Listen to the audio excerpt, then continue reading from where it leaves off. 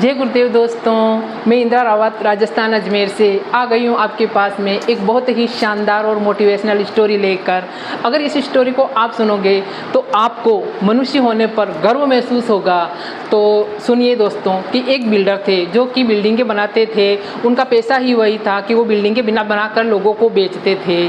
तो इसी प्रकार एक बार वो अपने काम से घर पे आए थे, काम करते हुए दिन में रेस्ट करने के लिए घर पे आए थे और आते ही वो सुकून से थोड़ा बिस्तर पर लेट गए थे।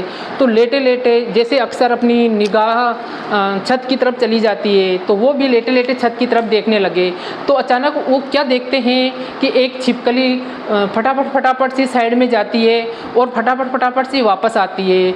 तो उसके दिमाग में क्लिक किया कि इस छिपकली को मैं कितनी ही बार देखता हूँ कि ये फटाफट सी जाती है और फटाफट सी वापस आती है।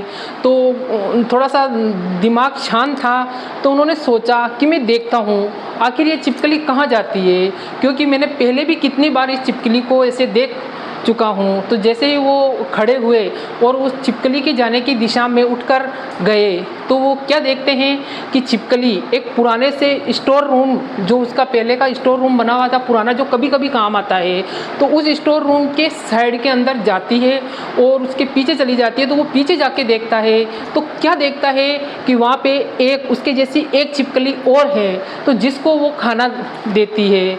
वो उसको खाना देकर थोड़ा उसके पास में खड़ी रहकर उससे कुछ अपनी ही लैंग्वेज में कुछ बात करके और फिर वापस आती है। तो इतने में उसकी नज़र पड़ी उस छिपकली पर। जैसे ही उनने देखा घूर से, तो क्या देखते हैं कि उन जो छिपकली थी उस छिपकली के पैर में एक कीला गड़ा हुआ था। तो ये समझते ही देखते ही उसके दिमाग में एकदम समझ में आ गया कि ये कीला तो मैंने लगभग आज से 5 साल पहले, जब मैंने मेरे घर की टूट फूट और मरम्मत करवाया और इनोग्रेशन करवाया, उस टाइम मैंने ये कील ठोकी थी और वो कील उसके पाँव में ठुकी हुई थी। इसका मतलब है आज के 5 साल पहले ये कील इस छिपकली के पाँव में ठुकी हुई है और आज तक ये छिपकली जिंदा है।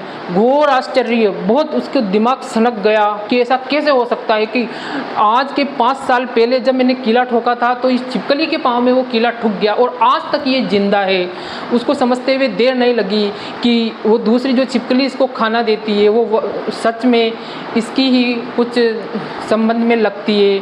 तो उसको मतलब बहुत ही ज़्यादा अफसोस हुआ कि जानवर होते हुए उसने इस छिपकली को 5 साल तक जिंदा रखा बिना किसी स्वार्थ के। दोस्तों, बिना किसी स्वार्थ के इस घटना को देखकर उसकी रूह कांप उठी और उसके दिमाग में ऐसे विचार आने लगे कि हम इंसानों से तो जानवर ही अच्छे हैं जो कि बिना स्वार्थ के इसको जिंदा रखा है।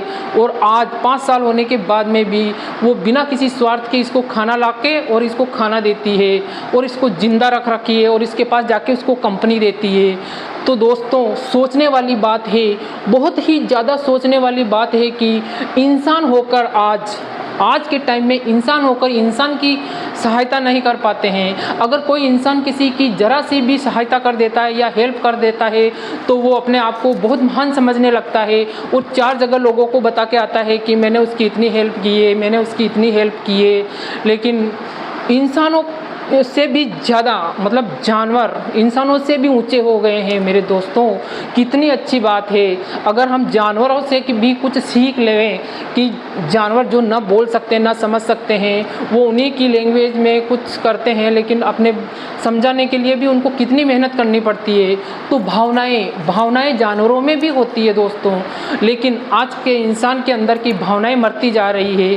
कोई किसी के लिए कुछ भी करने को तैयार नहीं होता है। हर जगह स्वार्थ भरी नज़रों से लोग एक दूसरे को देखते हैं। जब तक लोगों के पास पैसा होता है तब तक वो उनसे संबंध बना के रखते हैं, और वास्तव में अगर आज किसी इंसान के पास में पैसा नहीं होता है या वो बहुत ज़्यादा गरीब होते हैं तो दूसरे लोग उनसे कन्नी काटने लगते हैं और उनकी हेल्प करने को आगे नहीं आते हैं। जबकि हर इंसान को अपन को पता है कि वक्त एक जैसा नहीं रहता है, कभी भी वक्त बदल सकता है, क्योंकि ईश्वर की लाठी में कोई आवाज़ नहीं होती है। अगर ईश्वर को दया मेहर और कृपा करनी होगी तो वो किसी भी बहाने से कर देंगे।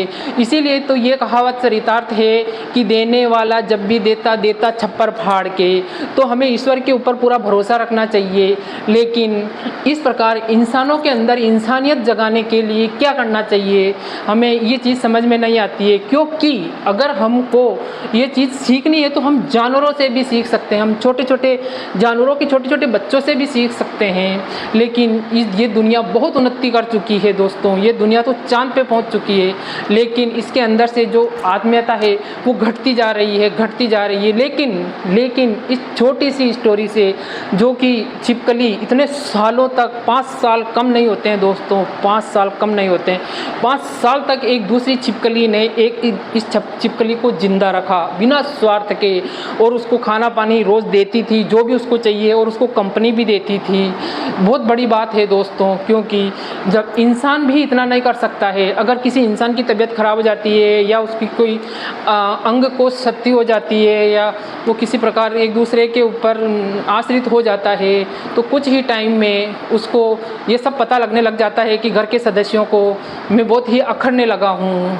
तो देखो दोस्तों, कितनी बड़ी बात है कि इंसानों से भी ज़्यादा बढ़ के जानवर आगे निकल गए हैं। तो दोस्तों, आपको मेरी ये एक प्यारी सी मोटिवेशनल स्टोरी कैसी लगी? अगर आपको अच्छी लगी हो तो लाइक, कमेंट और शेयर कीजिए, और आप मेरे चैनल पे नए आए हो तो मेरे चैनल को सब्सक्राइब कीजिए। तो दोस्तों, आप लोगों का बहुत बहुत शुक्रिया कि आप मेरे साथ बने रहें, और इसी प्रकार की मोटिवेशनल स्टोरी सुनने के लिए आप मेरे साथ बने रहिए। जय गुरुदेव।